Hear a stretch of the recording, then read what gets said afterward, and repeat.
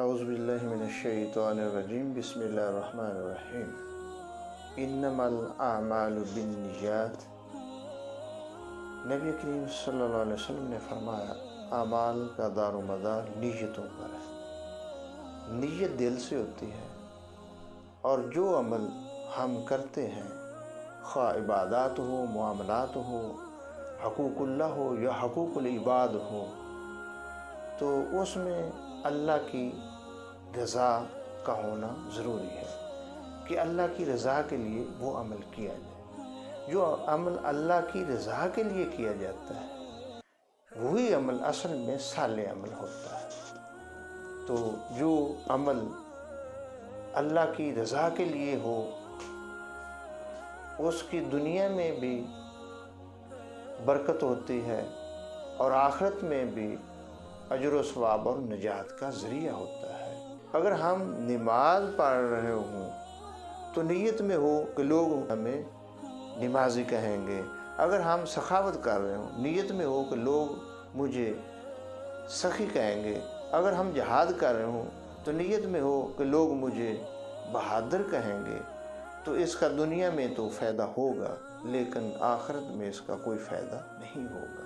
اس لیے نبی کریم صلی اللہ علیہ وسلم نے ارشاد فرمایا کہ تمہارے جسم کے اندر ایک لوتھڑا ہے، وہ درست ہو گیا تو سارا جسم درست ہو گیا، وہ بگڑ گیا تو سارا جسم بگڑ گیا۔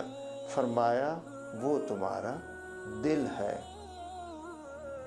دل درست تو نیت درست، نیت درست تو عمل درست۔ تو دل کی درستگی ہر حال میں ضروری ہے۔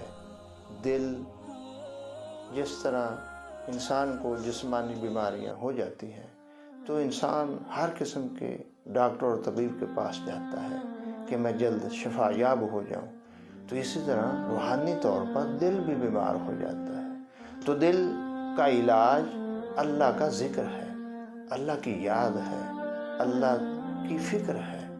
تو ہمیں ہر وقت اللہ کے ذکر میں رہنا چاہیے اور دل کی توجہ ہر وقت یاد الہی کی طرف ہو، تو پھر ہی ہمارا دل درست ہو سکتا ہے۔ تو اسی لیے اللہ تعالیٰ نے قرآن پاک کے اندر ارشاد فرمایا الا بذکر اللہ تطمئن القلوب۔ اللہ کے ذکر سے دلوں کو اطمینان اور سکون ملتا ہے۔ اللہ کے ذکر سے دل درست بھی ہوتا ہے، تندرست بھی ہوتا ہے، تر و تازہ بھی ہوتا ہے، اور اس میں روحانی قوت بھی بڑھتی ہے، اور اس کے ساتھ ساتھ اس کو اطمینان اور سکون بھی نصیب ہوتا ہے۔ تو اللہ پاک ہمیں ہر قسم کی جسمانی اور روحانی بیماری سے محفوظ فرمائے۔